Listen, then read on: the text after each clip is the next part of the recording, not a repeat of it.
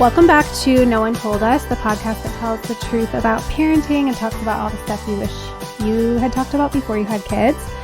It's another episode with my husband, Marley. Hey, everybody. Our last couple episodes were popular because I think people just really like hearing your opinions on things. So today we're going to do a little bit of a Q&A at the end. Before we get into people's questions, a lot of people are wanting just like a very quick update. How is stay-at-home dad life going? How are you liking it? Stay-at-home dad life has gotten to a really great place. I think there was, some adjustments for both of us making the transition, but I think we're in a routine now. The kids really like it. It's so lovely to get to spend all this time with Lenny. Yeah. It's nice for you to be able to, A, have more time to work, but also B, have more time to do all the other things in life that make life worth living. Yeah. I've gotten to exercise a little bit. A little acupuncture, a little socialization. Yeah. I'm like getting out in the world again. It's fabulous. Which has been very nice. I will say, like in all honesty, we did struggle a little bit. Early on, oh yeah. The first few months were kind of tough. But I don't think that we were as honest with ourselves about, any transitional period is going to take some time to adjust. Yeah. And I think that we were hoping that we would just hit the ground running and it would be easy. And obviously it wasn't. And we were sort of foolish for not anticipating that. I will say I was foolish for not anticipating. Well, yeah. And to be honest, I think I had unrealistic expectations where I just assumed that since you were taking on the full-time caretaker role, you would also be taking on all of the mental load that I had been carrying. And I think for our relationship, maybe that just has not worked. I will say that some of that mental load you are unwilling to give up. Fair enough. But yeah, I think that was the piece that we struggled with the most, was this expectation that I had that I would just be able to hand over absolutely everything kid related, doctor's appointments, ordering new diapers, all those little minutia that take up my brain space. I kind of thought I'd be able to.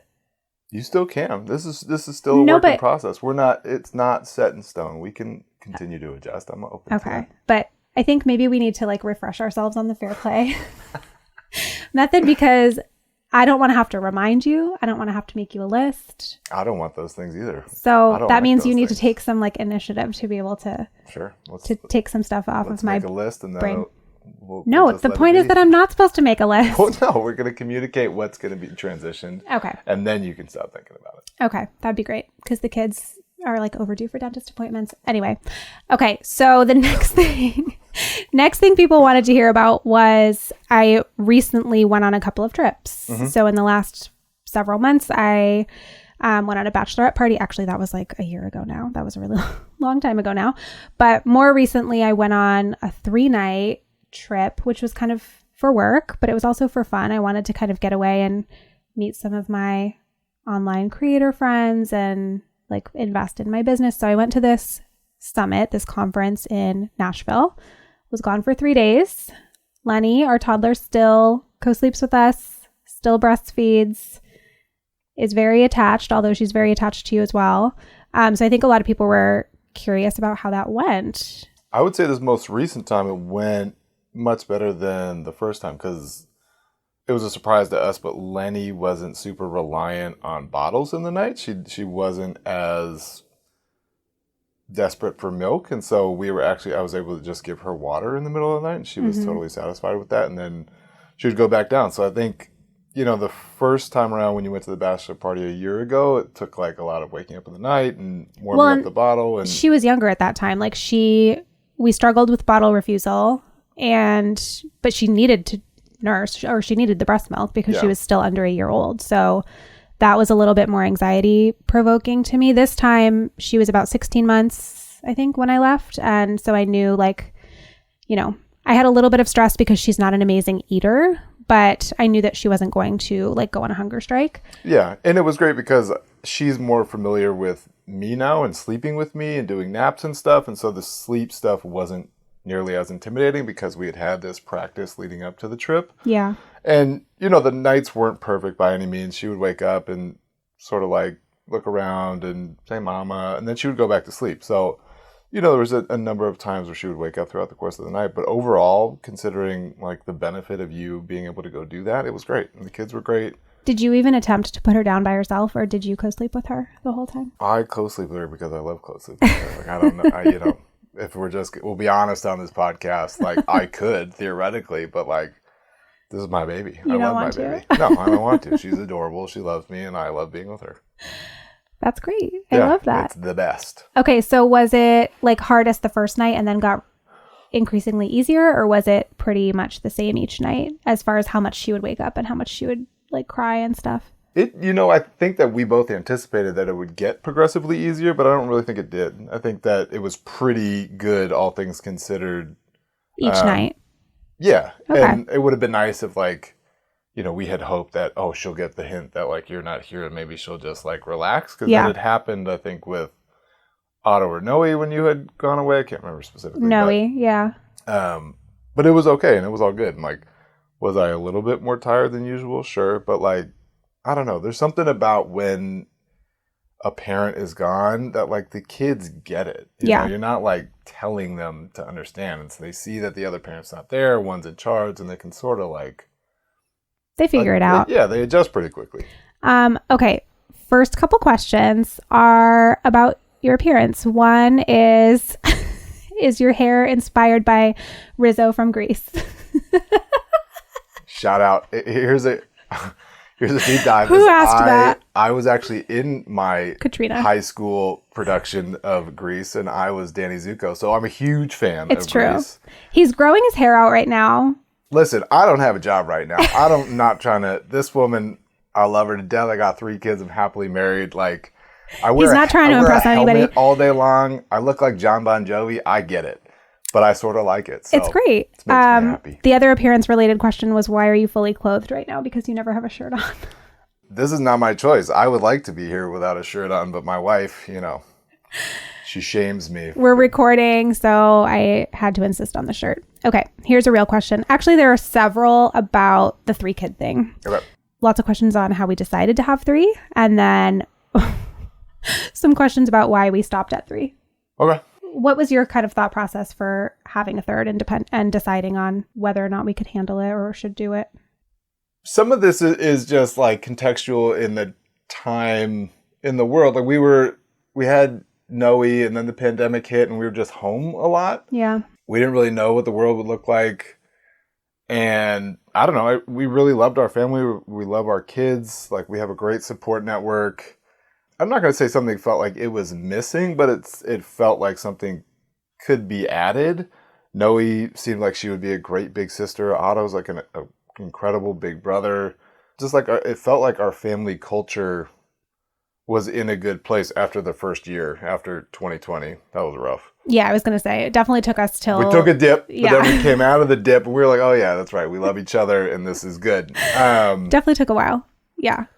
And it's been fabulous. I think that we learned so much from our first 2 kids, and I think Lenny's really reaping the benefit of us being more confident as parents, us being more stable, just like less stressed out. I mean, each one of our first 2 kids was born into pretty stressful situations. Just like when Otto was born, I was working in school, had an internship, you were working full time. Like, it was just a lot going on. And Noe was born into like the worst year for everyone ever. Yeah. Our lives, other than her birth. So I think that we thought that we were just going to be like at home doing family stuff, and we thought we could tolerate it.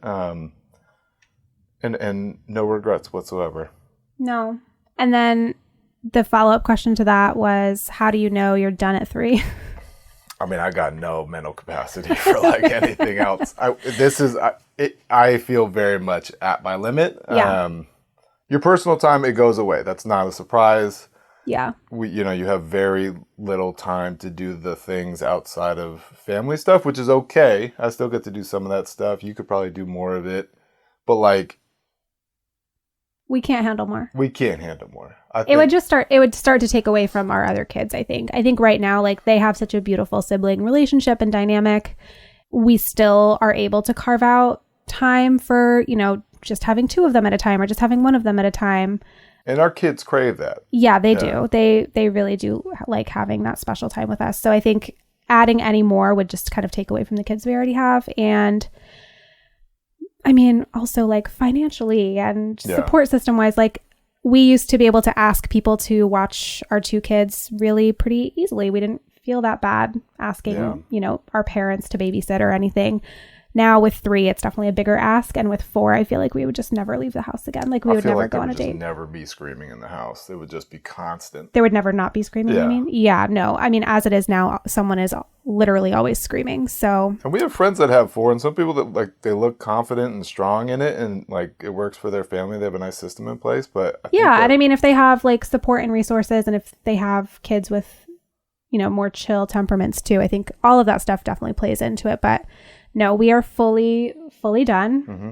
It would be a medical miracle if we had another. So or medical failure. Yeah, true. Another person on my behalf. Another person said they don't recognize you with your shirt on.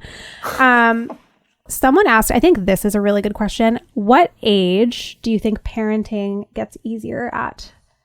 That's a good question. I don't feel like it really got easier for me, and I don't know if it's an age thing or it's an experience thing, but I would say in the last 2 years I have just gotten more comfortable. Yeah. And I mean, we were just doing this funny thing this morning with Otto. Otto asked me how many seconds I had been alive, and it was something like 1,200,000,000. And so we looked him up, and it gives you all of the different statistics. And Otto has been alive for like 200,000 seconds or something? Yeah, but like 2,400 days or something like that. It feels like way longer. Yeah, and but that's still a lot of days. Like several thousand days of parenting is you know, it's quite a bit of. So on what day would you say you started to feel like it was getting easier? I would say like with Lenny, I just felt confident at each stage in life. So I think really like 36, 37. Your age. No, I think the person's asking the kids' age. Oh, what kids' age? Oh, I was like, this is going to vary greatly from everybody. God, I'm such an idiot. The kids' age? Oh, 3 was awful for us, so 4.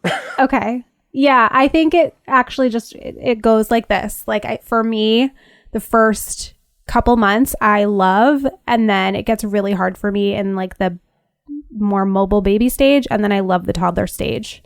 And then 3 was super hard with our older kids. And then 4, 5, 6 is like magical because they're real people. And, you know, there are still hard moments, of course, but it's like, it's just so cool and rewarding to have real conversations with them and to be able to take them anywhere and do anything with them that we want. Yeah, the age when you like take them on an airplane and they won't watch a screen and they won't sit still. Hell. That's a challenging age. Hell on earth. And then 3 for us, like terrible 2s. I don't know. That just felt like some. No, we love age 2. Boomer lie. Yeah. That I was told. It's terrible. Like for 3-nager or whatever it is. Yeah, no. Where they like have so many opinions and they're just absolutely insane. It's the screaming. Yeah. The constant just noise. Okay. Next question. Oh, we were just talking about that this morning. How do you get more comfortable solo parenting a toddler plus a baby? You have to visualize it. If you like Google like Olympians self-talk, you'll see like professional athletes, they talk themselves through what's going to happen. They're like, it's like drive, sprint, blah, blah, blah. You just have to tell yourself, like, you have to build your confidence in it before you do it. Yeah. That's what I do. What's your inner dialogue? It's going to be okay. Be prepared. And then prepare for the scenarios, right? Never underestimate how much food your kids need to eat. Because one thing we have learned in parenting is that a lot of tantrums and, you know, like moodiness could have been solved if we had just brought more. Because they were hungry. Yeah. Yeah, and like bring some like calorie-dense foods, because a lot of the stuff we bring, and, you know, it's like 30 calories, you know, puffs and stuff. They don't actually like satiate a kid. Yeah. And so just like be prepared. Like if there's a blowout, bring some wipes, bring a change of clothes, bring food, bring water.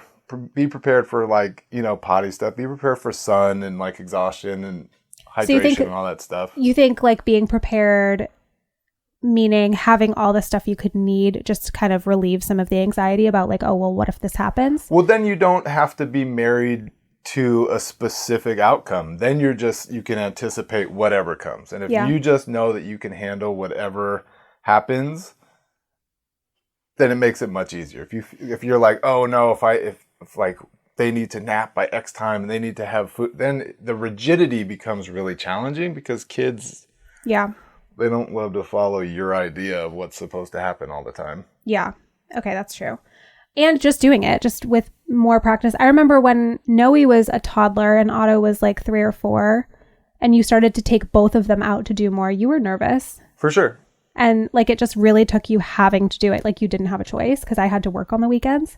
And so you just didn't have a choice. You had to get them out for a few hours at a time every single weekend, and you just got better and better at it. And now you throw all 3 on the bike and take them for an entire day by yourself. And it's no big deal. Don't hate me, but I'm going to use another sports analogy. Okay. You got to get your reps in, right? Like 10,000, whatever.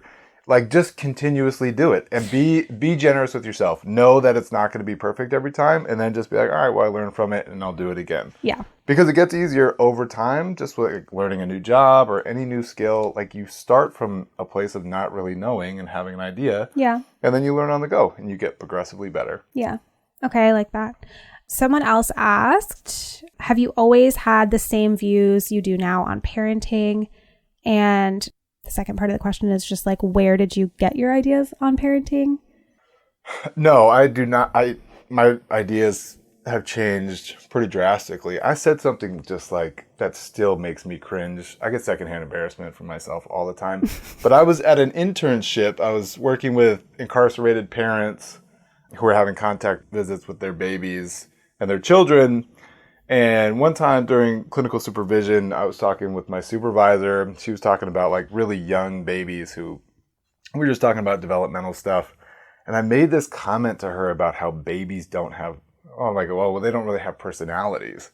And she looked at me, rightfully so, like, well, that's the dumbest thing I've ever heard. Like, they absolutely do. And I think that it highlighted. Did we have kids at this point? No, this is pre-kids. Oh, okay. This is my first internship.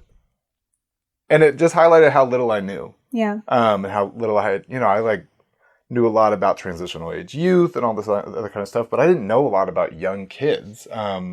It had never been talked about. I didn't really have many ideas. And it really wasn't until you were pregnant that like I started reading and trying to like gather information about this stuff. But so much of what I know, I learned on the fly, because you can also read a bunch of information and then the baby comes and you're like, this is not applicable in the least. Like, yeah. Or it turns out a lot of the stuff we read was just wrong. Yeah. Yeah.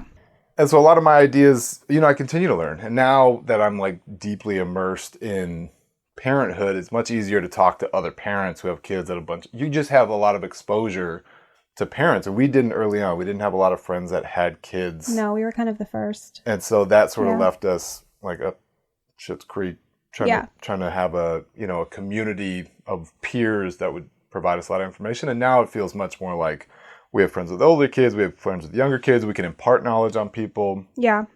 Yeah. I think all of that is fair. And just,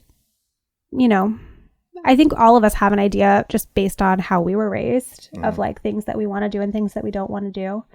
And then, like you said, once you've had your kid and you try to meet this kid where they're at and you're trying to parent the kid in front of you, like you don't have to be afraid to change your ideas just because you learn new information. No, and you should definitely be open to it, because like if people want to critique their parents for giving them advice that's outdated, then you can't also give the experience that you experienced that much credence, because it's also 35 years old. You know what I mean? Like, yeah, some of it's good. I'm not trying to like knock the wisdom of an older generation. Like some of it's super valuable and helpful, and some of it's not. And that's the same with your own experiences as the child. Some of that stuff that you think is normal maybe wasn't that great. And maybe there were some things that you don't know about that would have benefited. Yeah, just always being open, I think, is good.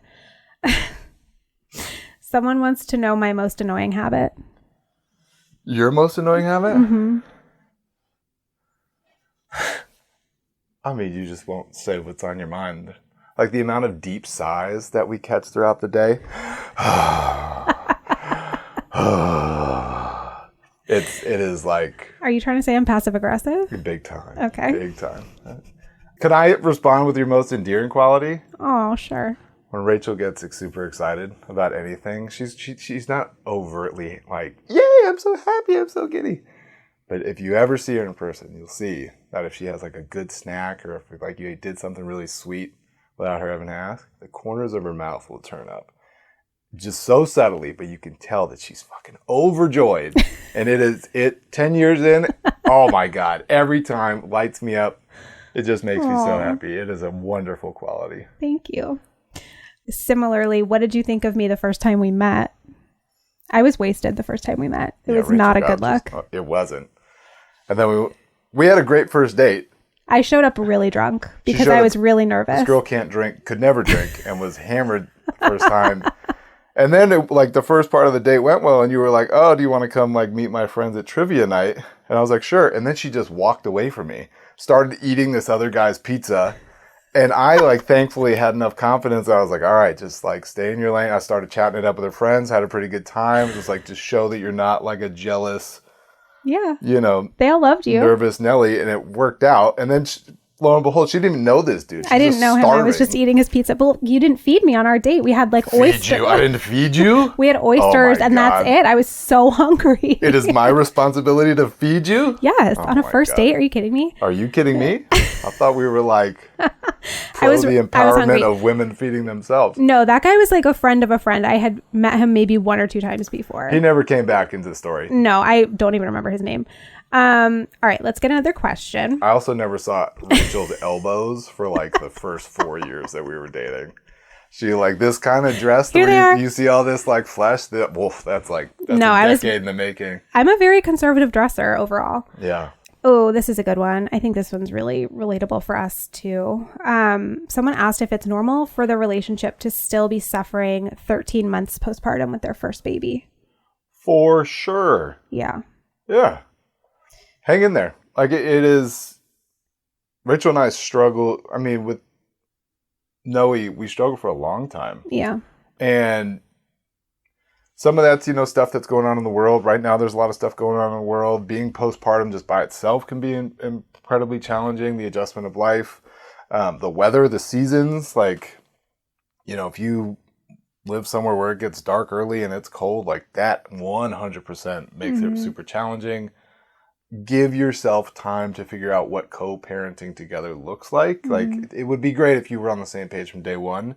But, like, your kid, as they get to each new developmental stage, you and your partner have to continue to be like, oh, this is like a new thing that we have to figure out. Like, and it's sort of like, not frustrating, but it's like, dang, we just figured out how to co-parent a toddler together and what to do when baby does said thing. We know how to respond, and then all of a sudden they don't do that anymore, and they're doing some other like egregious thing. So put your like therapist hat on though. Would you say that it's quote unquote normal, for a couple to be struggling for a year, and should they just like keep chugging along? Should they go to therapy? Like what would you suggest? It really depends on the couple, right? Are these two people both on the same page about the fact that they're struggling? Are they communicating about it? Are they looking for ways in their lives to sort of remedy this? Are they open to outside support? Do they have the same ideas about support? It is really helpful to have places outside of your relationship to process things. I cannot encourage that men find other or non-birth partners find other non-birth partners to talk to about things. And specifically men, like men just don't really talk about it all that much. Yeah. And you need to have a place outside of your family, outside of your partner to be able to process things. But I think that you can't just keep doing the same thing and hope that it'll change. I think that there needs to be some method of making that change happen. And if that's involving, some outside mental health support, that's great.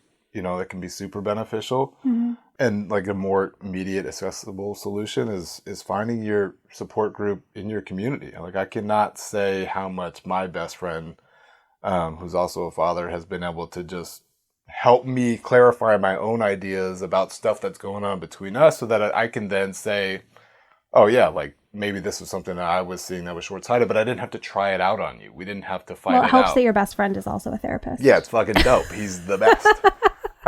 Shout out to Sam. Shout out Sam. It's for you, bud. I think that's a really good point. And I mean, for women too, like we also need community and support, and we need to lean on each other. And I think a lot of moms are really isolated right now and don't have that like best mom friend or that group of women that they can kind of process with and vent to and talk through. I think one of the main problems is that we are so isolated. And then when we're also isolated from our partner because we're just really struggling, it just kind of spirals. And let's acknowledge that it is unfair, because I think in a lot of relationships, it's assumed that the mom sort of knows what's going on, right? And like the dad tries to support the best that they can, but they're not the ones taking the lead. They don't know the stuff. Yeah. And like when you're both having a kid for the first time, like who cares if she played with dolls when she was a baby? Like she never given birth before, she never breastfed before, like any of these things. Yeah. Not taking a back seat and trying to be as proactive as possible, I think is super important. But moms, I think it can feel a lot of shame if they are like struggling and not knowing what's going on because of this pressure put on them by their partner, society, whatever. Yeah, but I think you touched on something really important, which is that even if you guys are struggling, like even just naming that can be so like healing and helpful. Even just coming to your partner and saying, I know that like we are not in a great place right now. I know that this is not how we want to be, and just acknowledging it, just like putting it on the table. And I think that can be such a huge start, because you want to be an example for your kids. And like, I'm definitely not proud of how we've acted in front of our kids when we've been going through it. And now that they're older and like can understand it, and they'll tell us like, stop fighting if we're like, even if our tone is even just a little bit off, they're so aware and they're so sensitive to it. We just really have to be careful and, make sure that we always repair in front of them if they've heard something that was upsetting or anything like that. But yeah, as the kids get older too, just like really don't be afraid to seek out support, because they're like little sponges. They pick up on that stress. Well, every time they say don't yell, I'm like, oh my God, if you think that's yelling, you should have seen my childhood. It's also like really rich for Noe to yell at us about yelling, because the girl knows no other volume. She has no other volume than screaming. All right, let's do one more question. Hey, someone's asking you why you're wearing a White Sox hat.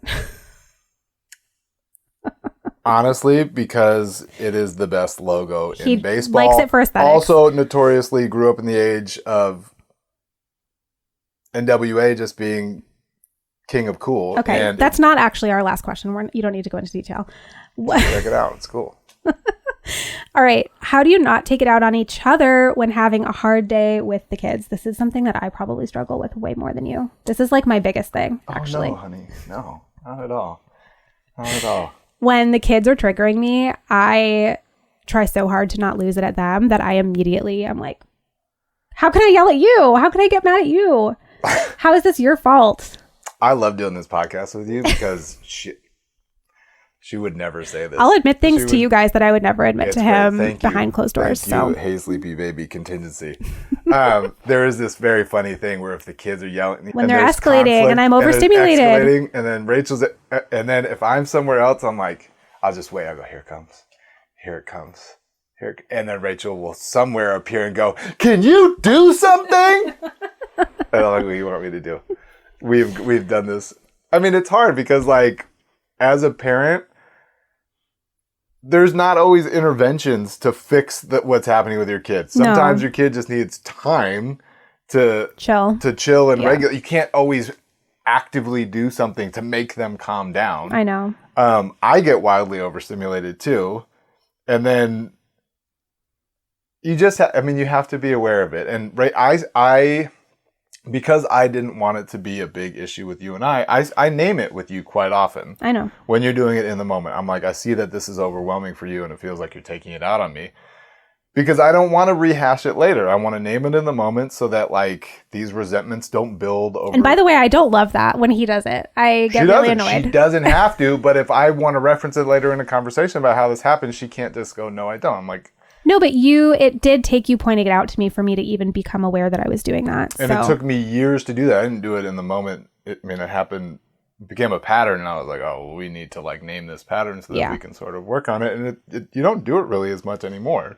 Yeah, I mean, it's amazing what some self-awareness will do. So don't just assume that your partner is aware of what they're doing or why they're doing it.